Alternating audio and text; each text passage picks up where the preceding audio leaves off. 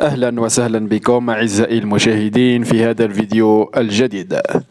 إذا مشاهدينا الكرام، تتواصل الاحتفالات للجماهير الجزائرية المتواجدة في كأس العالم المنظمة حاليا بقطر، وهذه المرة بعد خروج الكاميرون من كأس العالم. الجماهير الجزائرية دائما تصنع الفرجة وترقص وتغني 1 2 3 فيفا الجيري قاسما قاسما. إذا أعزائي المشاهدين، الآن نترككم مع هذه الاحتفالات، والسلام عليكم ورحمة الله وبركاته. بصوا بقى، في تعاون مغربي جزائري في كل حاجة.